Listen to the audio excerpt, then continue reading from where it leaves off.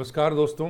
हम सभी जानते हैं सांस्कृतिक, राजनीतिक, आर्थिक हर दृष्टिकोण से पूरे देश को एक विशाल नियम और कानून के अंदर बांधने वाला कोई यदि हिंदुस्तान में हुआ वो चाणक्य था।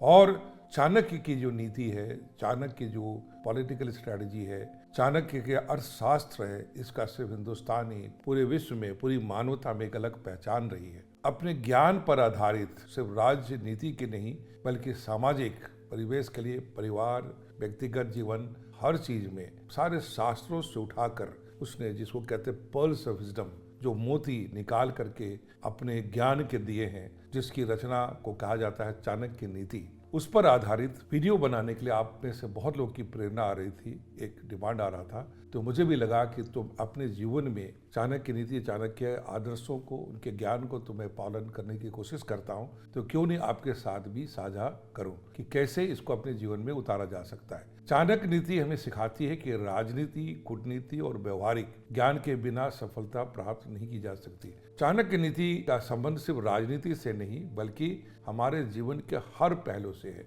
Personal, professional, social, her aspect of life के लिए चाणक्य नीति में कुछ न कुछ हर किसी को मिलता है और इसको समझना और जीवन में उतारना हमारे जीवन के रहस्य को खोलता है, हमारे जीवन के मकसद को पूरा करता है, हमें एक सुखमय और सफल जीवन जीने का रास्ता दिखाता है। तो आइए आज से हम चाणक्य नीति पर आधारित एक सीरीज स्टार्ट करते हैं, जिसमें मैं अपने अनुभव से, अपने अध्ययन के आधार पर आपके साथ कुछ साझा करने की कोशिश करूंगा। मुझे उम्मीद है कि आपको पसंद आएगा और आपको जो भी उसमें अच्छा लगे साथ के साथ अपने कमेंट्स भी मुझे देते रहिएगा। आपका फीडबैक हमारे लिए महत्वपूर्ण होगा। सबसे पहले जानते हैं कि चाणक्य ने चाणक्य नीति की रचना क्यों की, इसका उद्देश्य क्या था। उसका सबसे पहला था आदर्श शासन व्यवस्था। चाणक्य ने एक मजबूत, बुद्धिमान और न्यायप्रिय राजा की आवश्यकता को समझाया, जो प्रजा का कल्याण करे और राष्ट्र को शक्तिशाली बनाए। ये एक पहला उद्देश्य था। इसलिए राजा का कर्तव्य क्या होना चाहिए, राजा की नीति क्या होनी चाहिए,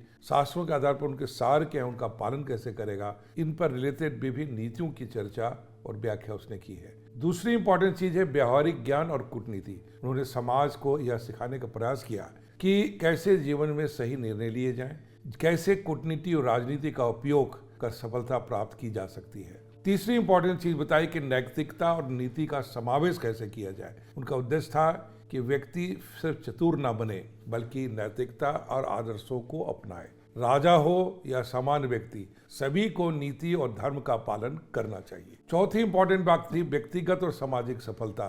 चाणक्य ने यह ग्रंथ सिर्फ राज्यों के लिए नहीं बल्कि हर व्यक्ति के लिए लिखा, ताकि वह अपने जीवन में सफल हो सके और समाज को अपना कुछ अनुदान दे सके, कुछ योगदान दे सके। पांचवें इंपॉर्टेंट थी शत्रुओं से सुरक्षा। चाणक्य नीति ने बताया कि कैसे शत्रुओं को पराजित किया जाए और कैसे धूर्तों और धोखेबाजों से बचा जाए और कैसे अपने हितों की रक्षा की जाए। ये सारी बातें चाणक्य के नीति के उद्देश्य के रूप में आते हैं। चाणक्य नीति की रचना में सबसे पहले जो पहला श्लोक अर्पित किया चाणक्य ने, वो विष्णु को अर्पित किया। पहले यह श्लोक क्या है उसके बारे में जानते हैं और उसके बाद बताते हैं कि विष्णु की उपासना से ही ये चाणक्य नीति की शुरुआत क्यों की। चाणक्य नीति का पहला श्लोक जो भगवान विष्णु के लिए अर्पित है वो है प्रणय शीरसा विष्णु त्रैलोक्याधिपतिम प्रभुम नाना शास्त्रोधृतम वक्षे नीतिशम ग्रहम उत्तमम।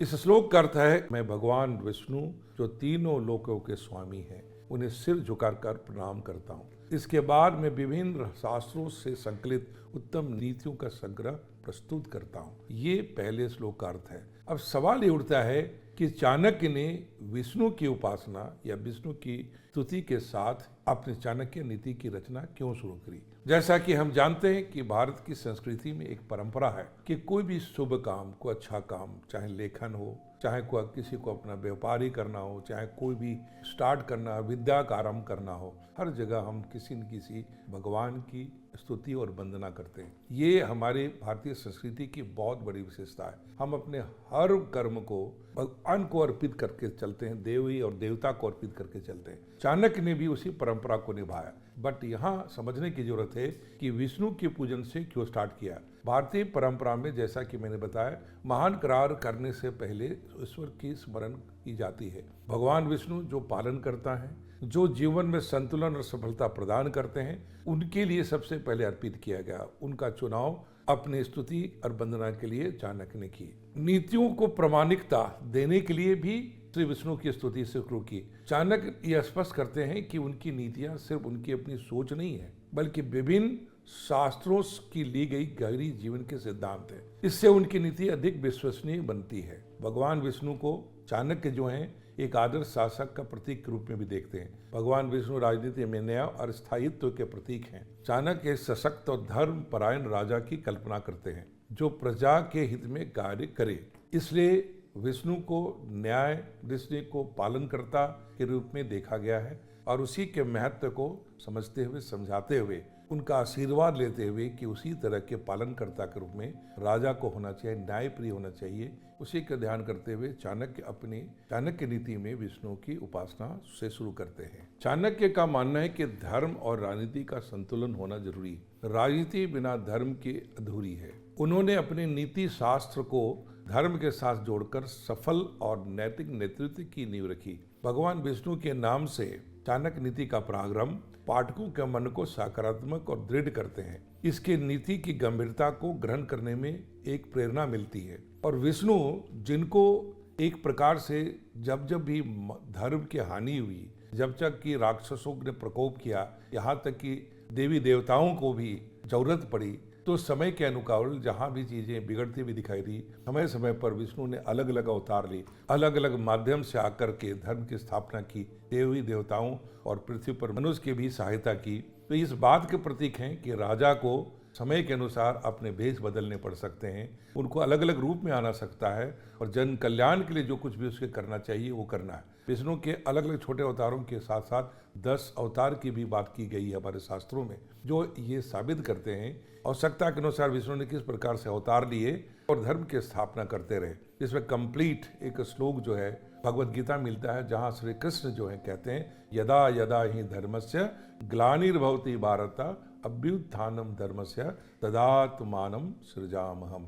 जब भी भारत में धर्म की हानि होती है, अराजकता फैलती है, इसको पुनर्स्थापित करने के लिए, धर्म के स्थापना के लिए मैं बार बार अवतार लेता हूँ। ये बात उन्होंने अर्जुन को युद्ध भूमि में अपने गीता के पाठ पढ़ाते हुए बताया। वैसे इंटरेस्टिंग बात है कि चाणक्य का जो अपना जो मूल नाम था वो भी विष्णुगुप्त था। चाणक्य नाम उनको बाद में पड़ा, कौटिल्य उनको बाद में कहा गया। विष्णु की उपासना अपने आप में बहुत मायने रखता है। तो आने वाले श्लोक में हम आगे बढ़ते जाएंगे और यहाँ से विष्णु की उपासना के साथ हम सभी भी चाणक्य नीति का आज इस वीडियो से प्रारंभ करते हैं। एक एक करके चाणक्य नीति से आधारित जो पंक्तियां हैं मैं आपके सामने पेश करता रहूंगा और उसके ऊपर विचार विमर्श करते आपके लिए वीडियो में अर्पित करता रहूंगा। आप सबको बहुत बहुत धन्यवाद। नमस्कार।